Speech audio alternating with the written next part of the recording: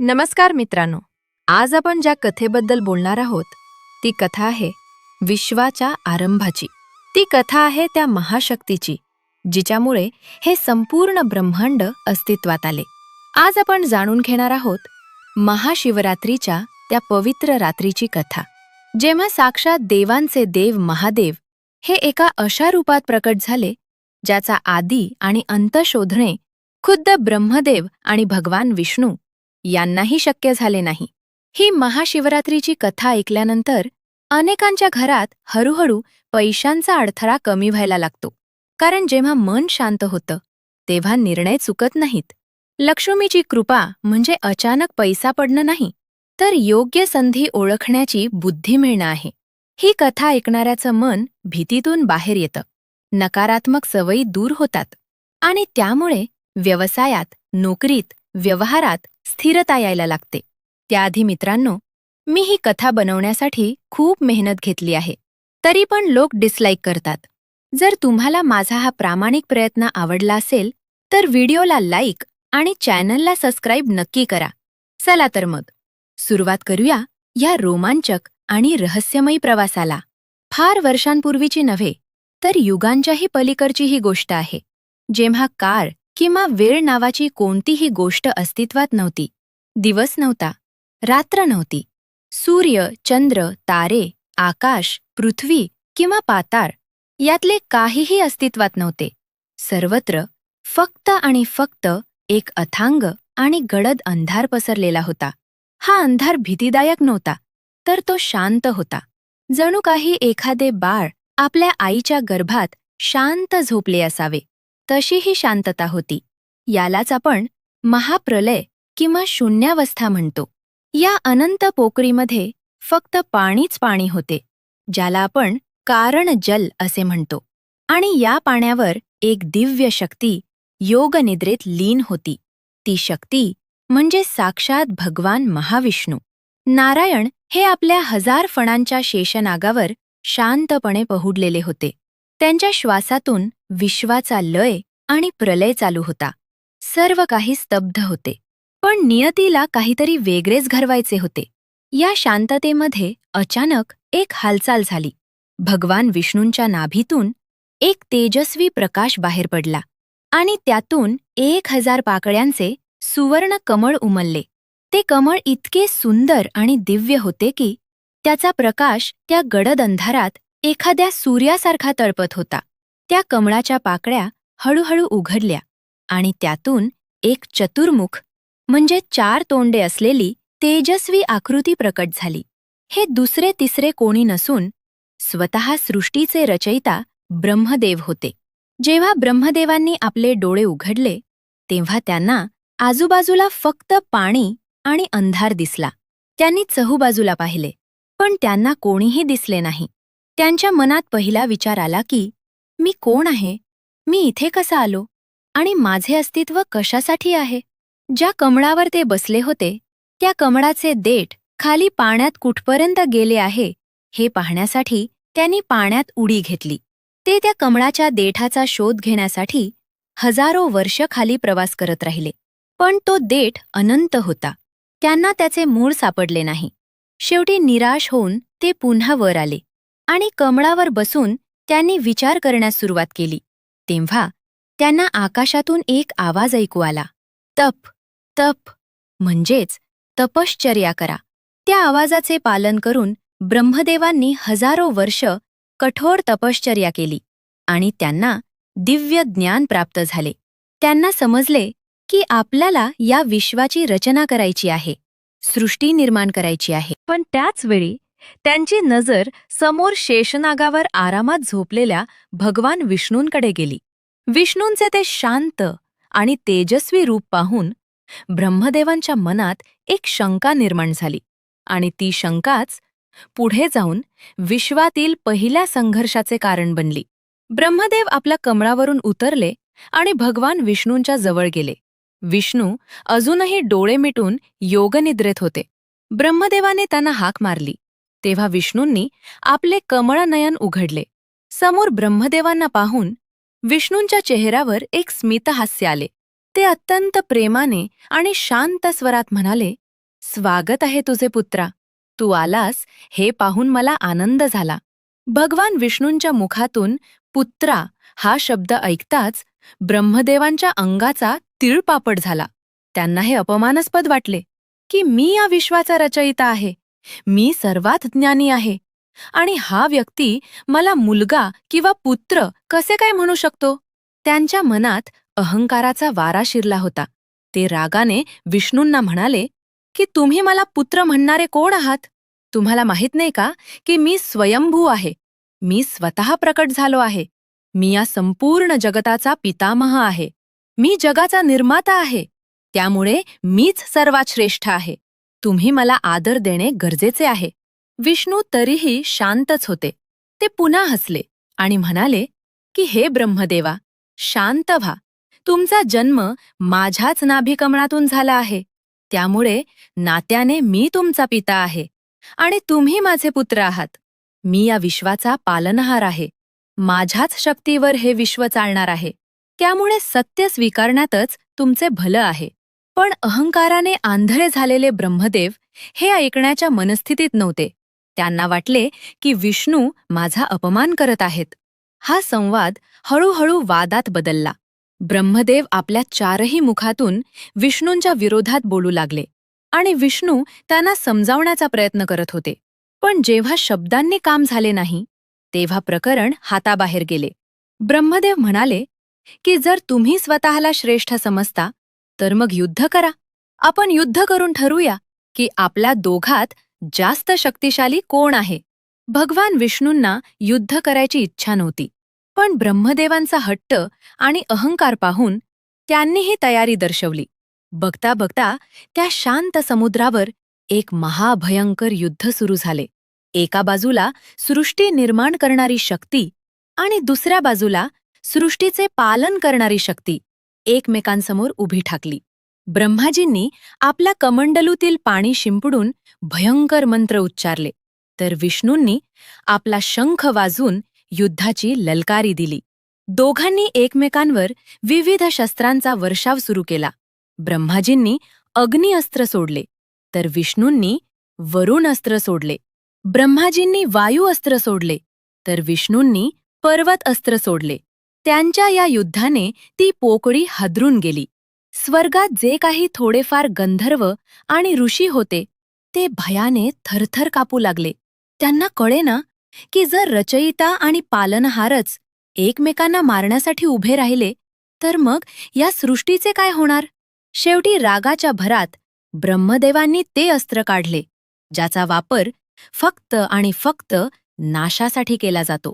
त्यांनी महाभयंकर पाशुपतास्त्र किंवा ब्रह्मास्त्र बाहेर काढले. त्याचे तेज पाहून दिशा जळून गेल्या. दुसरीकडे भगवान विष्णूंनीही मागे न हटता आपले सर्वात शक्तिशाली नारायणास्त्र किंवा महेश्वरास्त्र बाहेर काढले. ही दोन्ही अस्त्रे म्हणजे साक्षात मृत्यू होती. जेव्हा ही दोन महाअस्त्रे एकमेकांवर सोडली गेली तेव्हा त्यातून निघणाऱ्या आगीने समुद्राचे पाणी उकळू लागले. आकाश फाटल्यासारखा आवाज झाला आणि असे वाटले की आता सर्व काही संपणार आहे.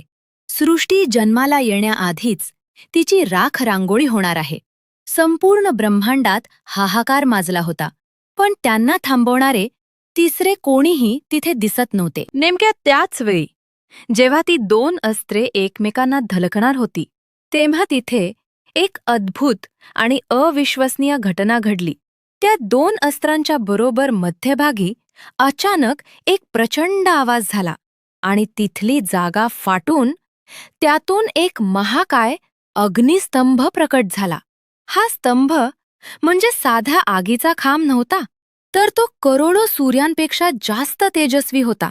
त्यातून निळ्या, पिवळ्या आणि लाल रंगाच्या ज्वाळा बाहेर पडत होत्या.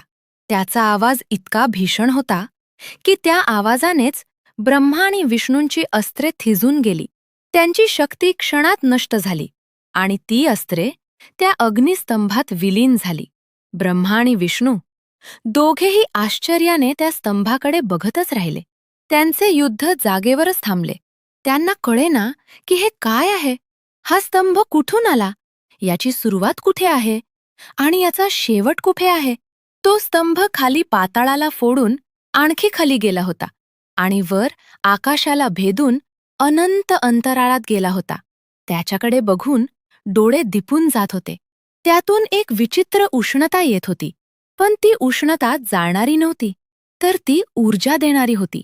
मगाशी एकमेकांचे जीव घ्यायला निघालेले ब्रह्मा आणि विष्णू आता आपल्या भांडणाचा विषय विसरले आणि त्यांच्या मनात फक्त कुतूहल जागे झाले. भगवान विष्णू हात जोडून म्हणाले की हे अद्भुत आहे. मी माझ्या आयुष्यात असे काहीही पाहिलेले नाही. हे नक्कीच काहीतरी दिव्य आहे. ब्रह्मदेवा, हे तिसरे तत्व काय आहे हे आपल्याला शोधावे लागेल. ब्रह्मदेवांचा अहंकार अजूनही पूर्णपणे गेला नव्हता. ते म्हणाले की ठीक आहे, आपण एक पैज लावूया.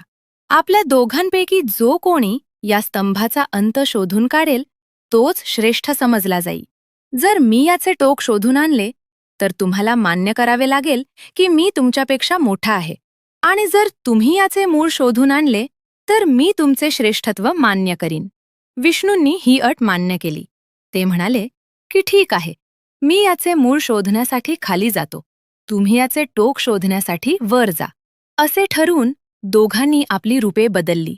भगवान विष्णूंनी एका महाकाय आणि शक्तिशाली वराहाचे म्हणजे रानटी डुकराचे रूप धारण केले, कारण वराहामध्ये जमीन खणण्याची आणि वेगाने खाली जाण्याची अफाट शक्ती असते. त्यांनी एका उडीत समुद्राचे पाणी बाजूला केले आणि पृथ्वीची जमीन फोडून ते वेगाने पाताळाच्या दिशेने धावले. त्यांचे तीक्ष्ण दात आणि नखे जमिनीला फारत खाली जात होती. दुसऱ्या बाजूला ब्रह्मदेवांनी आपल्या सुंदर आणि वेगवान हंस पक्षाचे रूप धारण केले. हंस हा सर्वात उंच उडू शकणारा पक्षी मानला जातो. त्यांनी आपल्या पंखांच्या जोरावर आकाशात झेप घेतली आणि ते वेगाने त्या अग्निस्तंभाच्या टोकाकडे उडू लागले. ते वाऱ्याच्या वेगापेक्षाही जास्त वेगाने वर जात होते. आता सुरू झाली एक शर्यत, जी केवळ अंतराची नव्हती, तर ती होती सत्य शोधण्याची. विष्णू वराहाच्या रूपात खाली खाली आणि आणखी खाली जात होते. त्यांनी पहिला लोक ओलांडला, मग अतल, वितल, सुतल, रसातल, तलातल, महातल आणि शेवटी पाताळ लोकही ओलांडले. तिथे राहणारे नाग आणि दैत्य त्यांना पाहून बाजूला झाले. पण तो अग्निस्तंभ संपतच नव्हता. विष्णू जितके खाली जात होते तितका तो स्तंभ आणखी खोल जमिनीत रुतलेला होता. शेवटी हजारो वर्षे प्रवास करून विष्णू थकले. त्यांचे शरीर घामाने थपथपले. त्यांचा श्वास फुलला. त्यांना जाणीव झाली की हा प्रवास व्यर्थ आहे. हा स्तंभ सामान्य नाही, हे नक्कीच परब्रह्म स्वरूप आहे, ज्याला ना आदी आहे ना अंत. हा अनंत आहे. विष्णूंना आपली चूक समजली. त्यांचा अहंकार गळून पडला. त्यांनी मनोमन त्या शक्तीला प्रणाम केले आणि ठरवले की आता परत जाणेच योग्य आहे. सत्य स्वीकारण्यातच मोठेपणा आहे. इकडे वरच्या बाजूला ब्रह्मदेव हंसाच्या रूपात उडतच होते. त्यांनी ढग ओलांडले, वातावरण ओलांडले, चंद्र, सूर्य आणि नक्षत्रांचे लोक ओलांडले. ते इतके वर गेले जिथे हवाही नव्हती, पण तरीही त्या अग्निस्तंभाचे टोक त्यांना दिसत नव्हते. तो स्तंभ अजूनही वरच्या दिशेने वाढतच होता. ब्रह्मदेवांना आता भीती वाटू लागली. त्यांना वाटले की जर मी रिकाम्या हाताने परत गेलो तर विष्णू मला हसतील.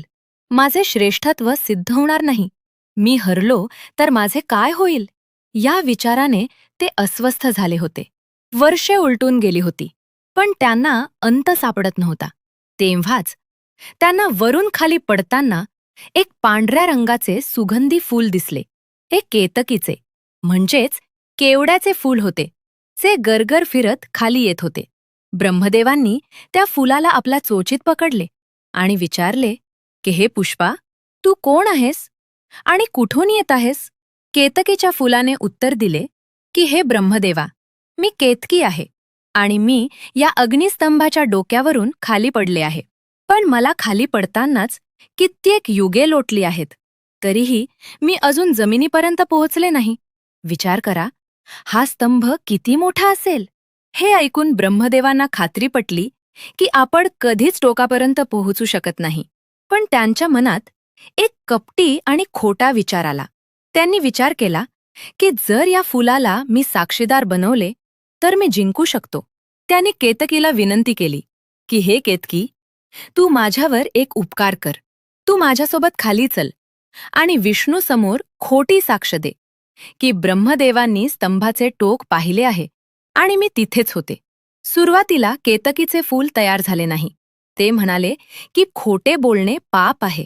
पण ब्रह्मदेवांनी तिला आमिष दाखवले आणि थोडी भीतीही दाखवली की मी सृष्टीचा निर्माता आहे. माझे ऐकणे तुझे कर्तव्य आहे. शेवटी केतकीचे फूल तयार झाले. ब्रह्मदेव खोट्या आनंदाने आणि विजयाच्या गर्वाने खाली आले. तिथे भगवान विष्णू आपल्या मूळ रूपात आधीच हात जोडून उभे होते. विष्णूंचे डोळे मिटलेले होते आणि ते त्या अग्निस्तंभाची स्तुती करत होते. ब्रह्मदेवांना पाहताच विष्णूंनी त्यांना वाकून नमस्कार केला आणि अत्यंत नम्रपणे म्हणाले की हे ब्रह्मदेवा, तुम्ही खरोखरच महान आहात. मी या स्तंभाचा अंत शोधू शकलो नाही. माझा प्रयत्न अपुरा पडला. मी माझी हार मान्य करतो आणि तुमचे श्रेष्ठत्व स्वीकारतो, कारण तुम्ही नक्कीच याचे टोक पाहून आला असाल. ब्रह्मदेव गर्वाने छाती फुगवून म्हणाले की हो विष्णू, मी या स्तंभाचे टोक पाहून आलो आहे. तो स्तंभ जिथे संपतो तिथे मी जाऊन आलो आणि माझ्या या गोष्टीचा पुरावा म्हणून हे केतकीचे फूल माझ्यासोबत आहे. तुम्ही या फुलाला विचारू शकता. केतकीच्या फुलानेही ठरल्याप्रमाणे खोटे सांगितले की हो विष्णू, मी साक्षी आहे की ब्रह्मदेवांनी या अग्निस्तंभाचे मस्तक पाहिले आहे. विष्णूंनी ते मान्य केले. ते पूजा करण्यासाठी पुढे सरसावणार तोच एक अकल्पनीय गोष्ट घडली. त्या अग्निस्तंभातून एक भयंकर गर्जना झाली. जशी हजारो ढग एकाच वेळी गरजावेत तसा आवाज झाला. त्या आवाजाने संपूर्ण ब्रह्मांड थरथरले. त्यातून ध्वनी उमटला, ओम ओम ओम. आणि अचानक त्या आगीच्या स्तंभाचा मध्यभाग फाटला गेला आणि त्यातून साक्षात भगवान सदाशिव प्रकट झाले. त्यांचे ते रूप इतके विराट आणि तेजस्वी होते की त्यांच्याकडे बघण्याचे धाडस कोणामध्येच नव्हते. त्यांच्या अंगाला भस्म लावलेले होते. गळ्यात साक्षात वासुकी नाग होता. जटांमध्ये गंगा होती आणि हातात त्रिशूळ होते. पण सर्वात भयानक होते त्यांचे तिसरे डोळे, जे रागाने उघडले होते. महादेवांना पाहताच विष्णूंनी त्यांना साष्टांग दंडवत घातला. ते जमिनीवर झोपून त्यांना शरण गेले. पण ब्रह्मदेव मात्र भीतीने थरथर कापू लागले. त्यांची वाचाच बसली. भगवान शंकरांनी विष्णूंना प्रेमाने उठवले आणि म्हणाले की हे नारायणा, तुम्ही सत्याचा मार्ग धरलात. तुम्ही सत्य स्वीकारले की तुम्हाला अंत सापडला नाही. जरी तुम्ही पराभूत झालात तरी सत्यामुळे तुमचा विजय झाला आहे. म्हणून आजपासून या जगात माझी पूजा होण्याआधी लोक तुमची पूजा करतील. तुम्हाला माझ्या बरोबरीचा मान मिळेल. नंतर महादेवाची नजर ब्रह्मदेवांकडे वळली. ती नजर इतकी भेदक होती की ब्रह्मदेवांचा सर्व अहंकार जळून खाक झाला. महादेव कडाडले की हे ब्रह्मदेवा, तुम्ही सृष्टीचे रचयिता असून असत्य बोललात. तुम्ही खोटेपणाचा आधार घेतलात. स्वतःला मोठे सिद्ध करण्यासाठी तुम्ही पाप केलेत. ज्या गोष्टीचा अंत नाही तिचा अंत पाहिल्याचा दावा तुम्ही केलात, हे अक्षम्य आहे आणि या कर्माची शिक्षा तुम्हाला आत्ताच मिळणार. त्याच क्षणी महादेवांनी आपल्या भ्रकुटीतून म्हणजेच भुवयांच्या मधून एका भयानक पुरुषाला निर्माण केले. तो होता कारभैरव. भैरवाचे रूप अत्यंत उग्र होते. त्याचे डोळे आगीसारखे लाल होते.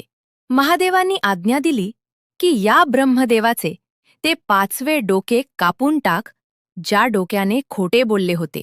आज्ञा मिळताच भैरवाने आपल्या डाव्या हाताच्या नखांनी एका क्षणात ब्रह्मदेवांचे 5वे डोके कापून टाकले. रक्ताच्या धारा लागल्या. ब्रह्मदेव वेदनेने किंचाळले आणि महादेवांच्या चरणी पडले. ते गयावया करू लागले की मला क्षमा करा, माझ्याकडून घोर अपराध झाला. महादेवांनी त्यांना क्षमा तर केली, पण एक शापही दिला, जो आजही लागू आहे. महादेव म्हणाले की ब्रह्मदेवा, तुम्ही पूजनीय होतात. पण तुमच्या या खोटेपणामुळे आजपासून पृथ्वीवर तुमचे कोणतेही मंदिर असणार नाही. तुमची मूर्ती पूजा केली जाणार नाही.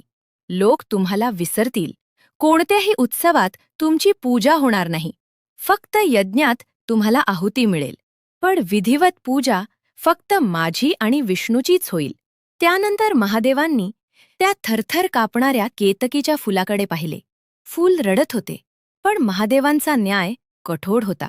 ते म्हणाले की हे पुष्पा, तू देवाची साक्ष देण्यासाठी वापरले जाशील, पण तू असत्याची साथ दिलीस. त्यामुळे तू कितीही सुंदर आणि सुगंधी असलीस तरी माझ्या पूजेत तुला कधीही स्थान मिळणार नाही. जे कोणी माझ्या पिंडीवर केतकीचे फूल वाहतील त्यांची पूजा व्यर्थ जाईल. आजपासून तू माझ्यासाठी वर्ज्य आहेस. त्यानंतर भगवान शिव पुन्हा त्या अग्निस्तंभात विलीन झाले.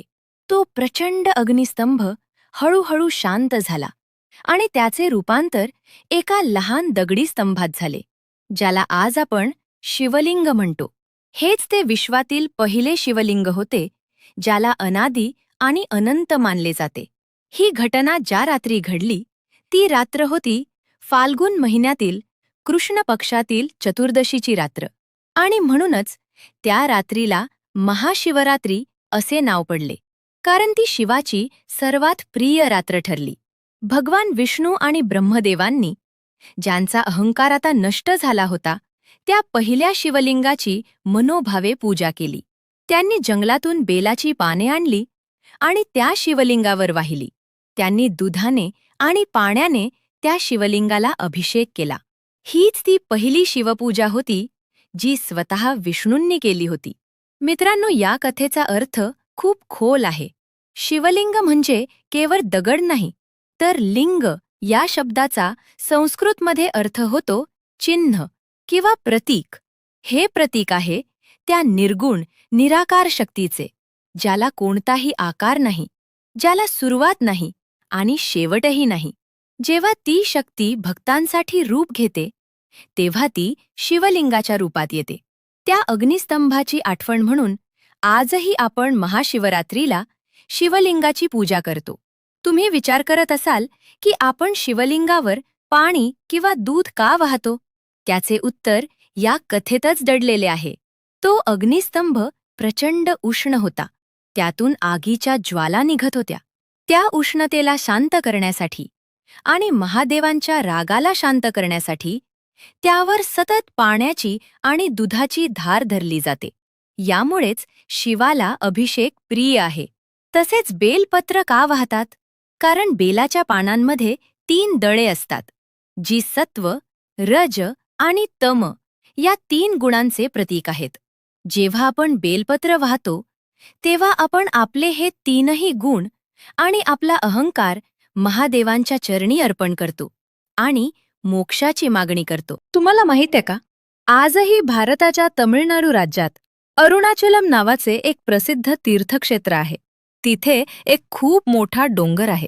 असे मानले जाते की तो अग्निस्तंभ थंड होऊन त्या डोंगराच्या रूपात तिथे स्थिर झाला आहे. आजही दरवर्षी महाशिवरात्रीला आणि कार्तिकी पौर्णिमेला त्या डोंगराच्या शिखरावर टनांनी तूप वापरून एक प्रचंड मोठी ज्योत पेटवली जाते, जी कित्येक किलोमीटर दूरवरून दिसते. ही ज्योत त्या अग्निस्तंभाची साक्ष देते. ही कथा आपल्याला शिकवते की या जगात अहंकार आणि खोटेपणा कधीच टिकत नाही. माणूस कितीही मोठा झाला किंवा त्याने कितीही ज्ञान मिळवले तरी जर त्याच्याकडे नम्रता नसेल तर त्याचे पतन नक्कीच होते, जसे ब्रह्मदेवांचे झाले. आणि जो माणूस सत्याचा मार्ग धरतो आणि नम्र राहतो त्यालाच भगवंताची प्राप्ती होते, जसे विष्णूंना झाली. मित्रांनो, महाशिवरात्री ही केवळ उपवासाची आणि जागरण करण्याची रात्र नाही, तर ती रात्र आहे आत्मचिंतनाची. या रात्री आपण स्वतःला विचारायचे की आपल्यातही कुठे अहंकार लपलेला नाही ना? आपणही कुठे खोट्याचा आधार घेत नाही ना? जर आपण खऱ्या मनाने आणि निस्सीम भक्तीने महादेवांना हाक मारली तर ते आजही आपल्या मदतीला धावून येतात, कारण ते भोळे आहेत. ते फक्त भावनेचे भुकेले आहेत. तर मित्रांनो, ही होती शिवलिंगाच्या उत्पत्तीची आणि महाशिवरात्रीच्या उगमाची खरी आणि संपूर्ण कथा. मला खात्री आहे की ही माहिती ऐकून तुम्हाला नक्कीच काहीतरी नवीन शिकायला मिळाले असेल आणि महादेवांप्रती तुमची श्रद्धा आणखी वाढली असेल. तुम्हाला ही कथा कशी वाटली हे आम्हाला कमेंट बॉक्समध्ये लिहून नक्की कळवा. आणि हो, महाशिवरात्रीच्या दिवशी मंदिरात गेल्यावर किंवा घरी पूजा करताना या कथेचे स्मरण नक्की करा, म्हणजे तुमची पूजा अधिक फलदायी ठरेल. जर तुम्हाला हा व्हिडिओ आणि आमचा हा प्रयत्न आवडला असेल तर या व्हिडिओला एक लाईक नक्की करा, कारण तुमच्या एका लाईकमुळे आम्हाला अशाच सुंदर कथा बनवण्याची प्रेरणा मिळते. हा व्हिडिओ तुमच्या सर्व मित्रपरिवारासोबत आणि व्हॉट्सॲप ग्रुपवर शेअर करा, जेणेकरून त्यांनाही आपल्या संस्कृतीचा हा अनमोल ठेवा माहिती होईल.